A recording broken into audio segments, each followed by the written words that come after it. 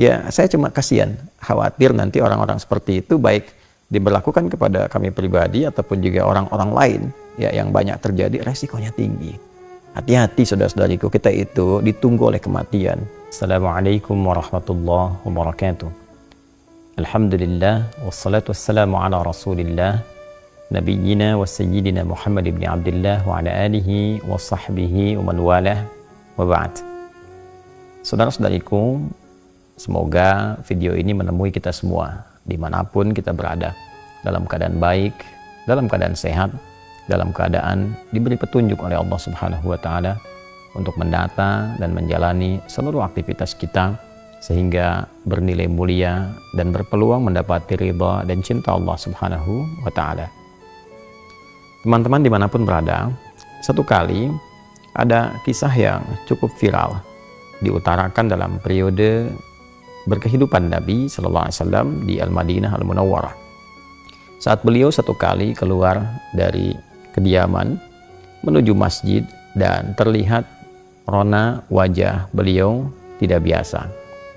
Ada kondisi yang menjadi catatan di antara sejarawan bahwa ada sosok tertentu di kalangan masyarakat pada saat itu yang gemar sekali membuat satu framing untuk mewujudkan satu konten yang tentunya diharapkan bisa diupload ke lingkungan masyarakat sehingga bisa ramai penyimaknya, ramai diskusinya, dan menyebar kontroversinya. Dalam suasana itu, terlihatlah keadaan Nabi yang tadi ditampilkan, sehingga sosok ini merasa bahwa ini peluang untuk membuat satu framing, membuat satu konten yang baru dan mengemas itu menjadi sebuah informasi, sebuah kontroversi sehingga terkesan ramai di masyarakat. Entah tujuan apa yang diharapkan, tentu itu kembali kepada niat yang bersangkutan. Secara singkat, ia merasa bahagia dengan keadaan Nabi yang tengah dialami, dan dengan itu ia membawa pasir, ia kemudian seakan lempar-lemparkan seperti ini dengan kedua tangannya. Lalu ia mulai menyebarkan berita dengan framing yang dimaksudkan dan mengatakan Muhammad SAW telah menceraikan istri-istrinya. Muhammad SAW telah menceraikan istri-istrinya. Dan ini seketika cepat menyebar. Lalu tertangkaplah suasana itu oleh sahabat mulia Umar bin Khattab radhiyallahu ta'ala anhu. Umar yang menyadari framing yang jahat ini, konten yang tidak baik ini, lantas segera meluruskan dengan suara yang sangat tegas, menggelegar. Beliau sampaikan bahwa Nabi Muhammad SAW tidak menceraikan istri-istrinya. Tidak benar. Muhammad SAW tidak menceraikan istri-istrinya. Tidak benar. Rasulullah SAW tidak menceraikan istri-istrinya. Atau kama qala Umar bin Khattab radhiyallahu ta'ala anhu. Dalam suasana itulah kemudian Allah Subhanahu wa Ta'ala menurunkan satu ayat yang sangat penting. Dan ayat ini kelak terletak di surah keempat An-Nisa di ayat ke-83. Ketika Allah Subhanahu wa Ta'ala berfirman, "Wa idza ja'ahum amrun minal amni awil khaufi adza'u bih walau radduhu ila rasuli wa ila ulil amri minhum la'alimahu alladhina yastanbituna minhum walaula fadlullahi wa rahmatuhu lattaba'tumus syaitan illa qalila."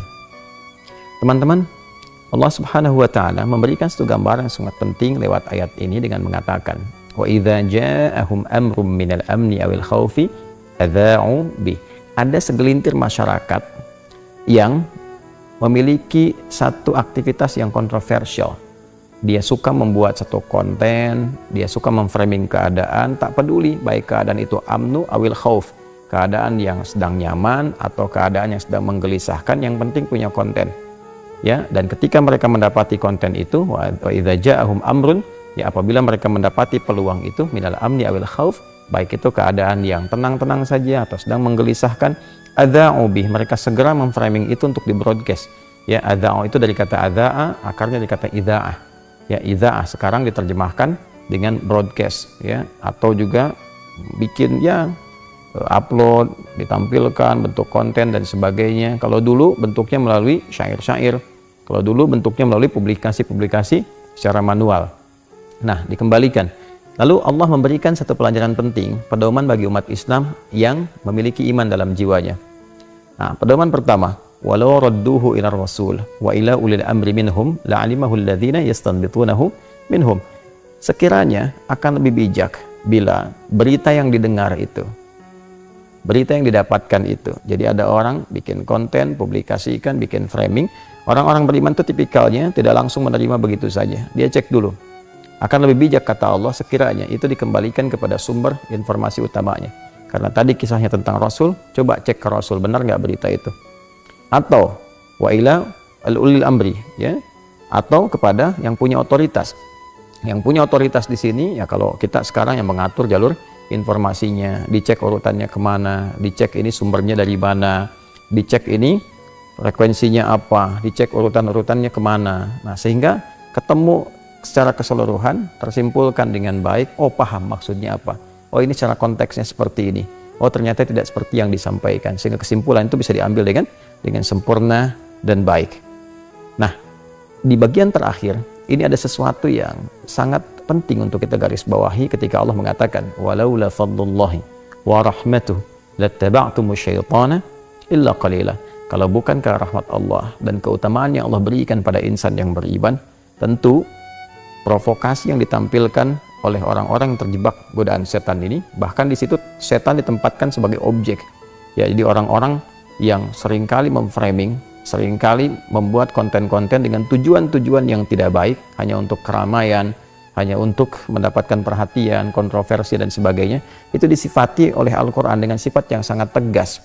Ya, perilaku yang menyimpang yang selayaknya tidak dilakukan kecuali oleh setan. Nah, ini jadi persoalan. Ya, kemudian illa qalila, kecuali orang-orang yang betul-betul beriman yang paham, oh ini persoalan ini tidak penting, oh ini persoalan ini tidak benar.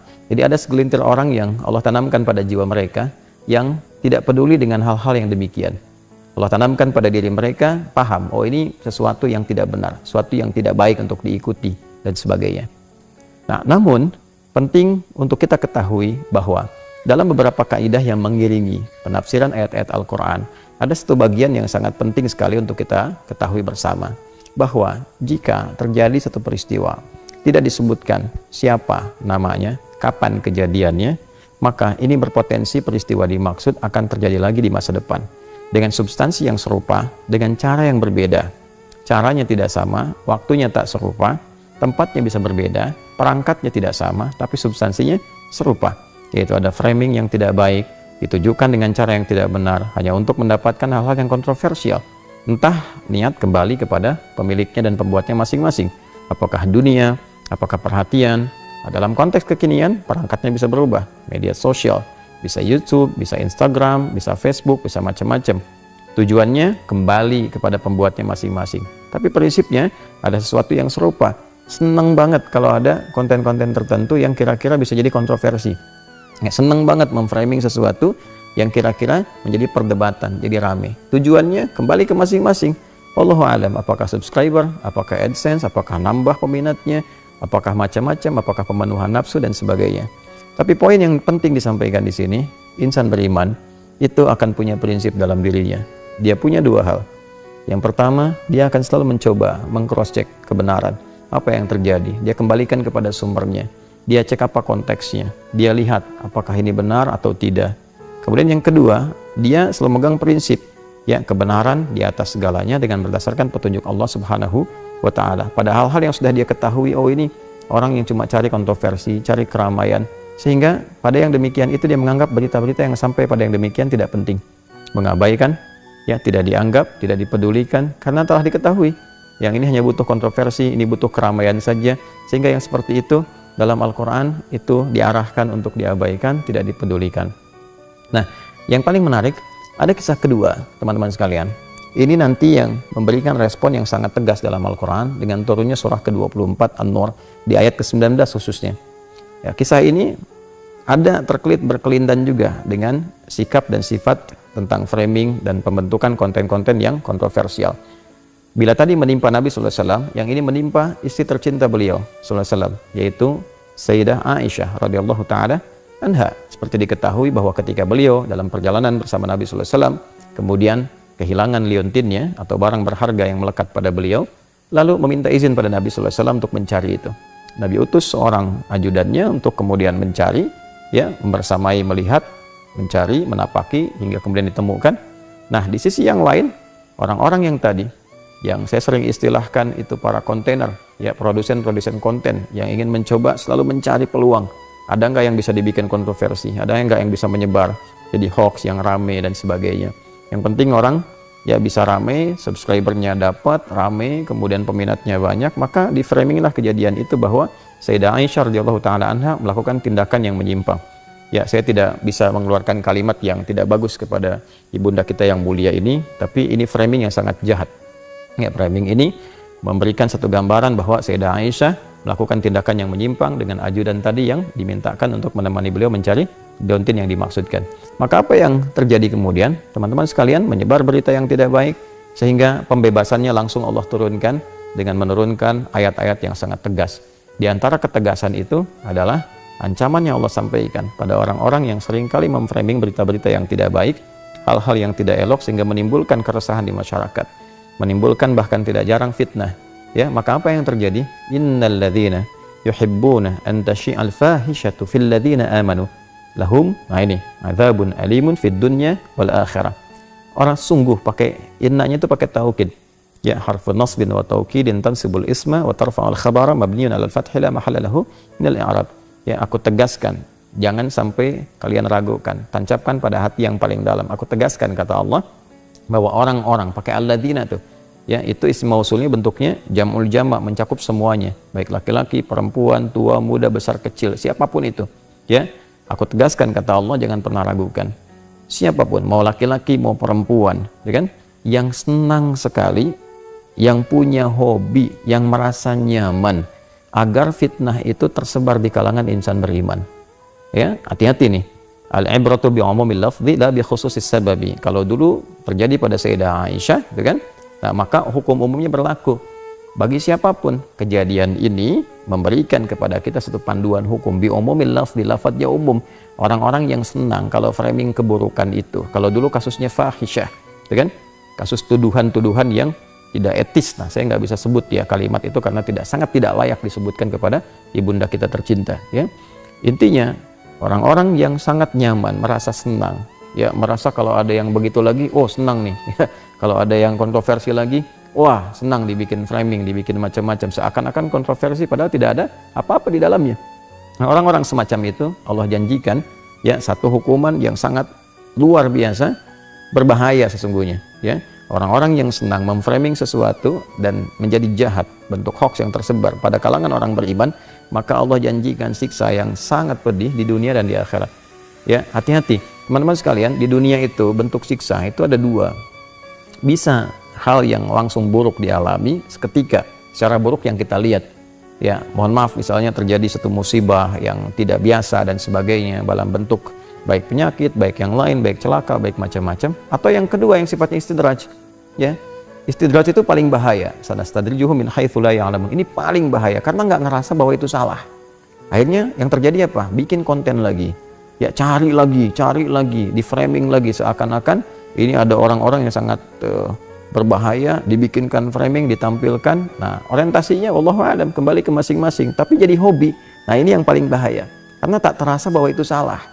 Sehingga kalaupun dapat, kalaulah dibuat di YouTube dapat AdSense, nah itu jadi haram.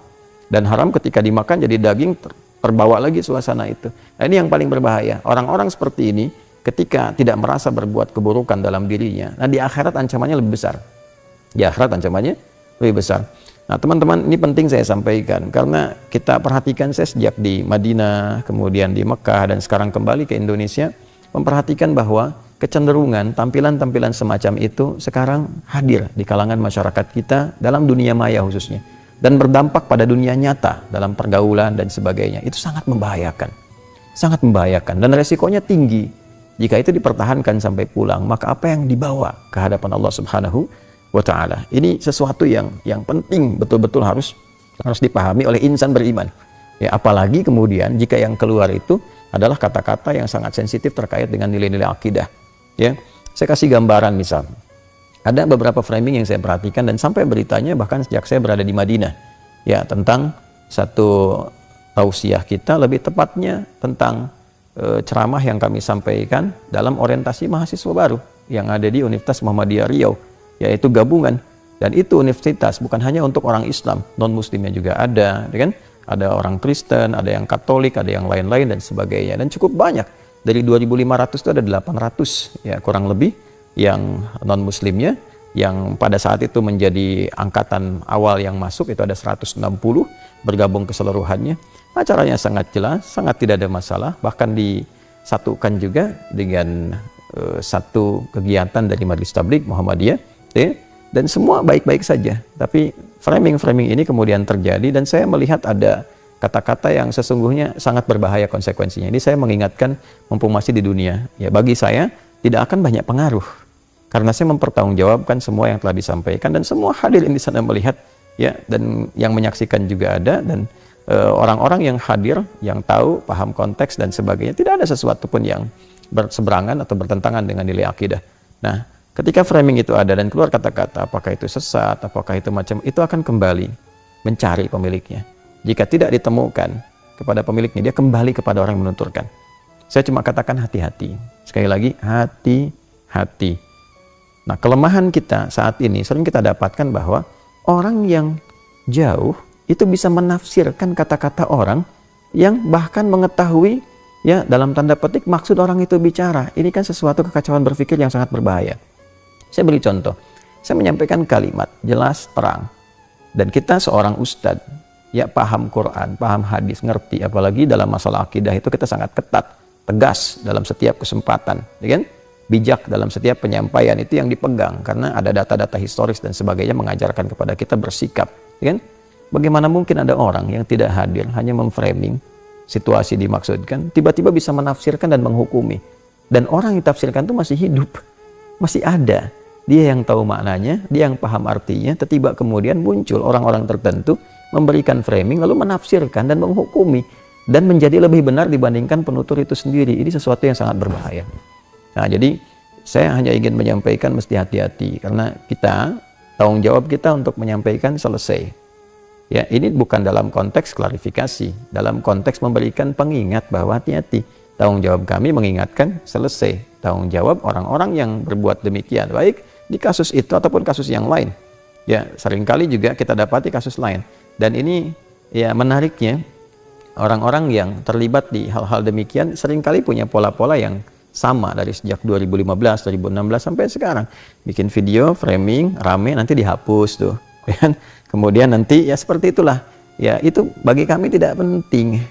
Ya, saya cuma kasihan, khawatir nanti orang-orang seperti itu baik diberlakukan kepada kami pribadi ataupun juga orang-orang lain, ya, yang banyak terjadi, resikonya tinggi. Hati-hati saudara-saudariku, kita itu ditunggu oleh kematian. Itu saat kita kembali kepada Allah. Dan yang dihisab itu kita masing-masing.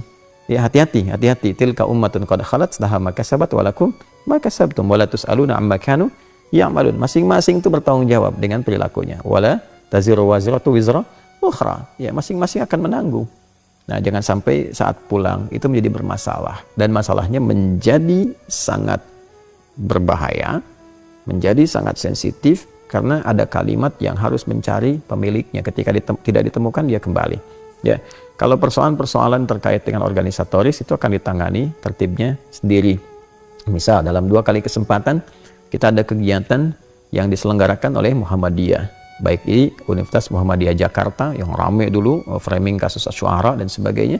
Yang kedua di Umri kemarin yang diramaikan juga, itu biarkan nanti roda organisasi bergerak dengan sendirinya, tertibnya dengan sendirinya, sikapnya dengan sendirinya.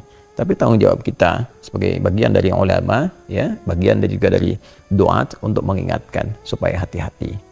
Hati-hati, kita dipertanggungjawabkan di hadapan Allah Subhanahu wa Ta'ala. Itu poin yang sangat penting untuk disampaikan, untuk diuraikan, sehingga bila perilaku-perilaku itu terjadi di masa depan, potensi-potensi yang ada itu bisa diredam terlebih dahulu. Saya kira itu yang penting untuk diketahui. Semoga Allah mengampuni kita semua, memaafkan kita semua, dan membimbing kita ke jalan-jalan kebaikan. Itu saja. Semoga sekali lagi ini bisa bermanfaat.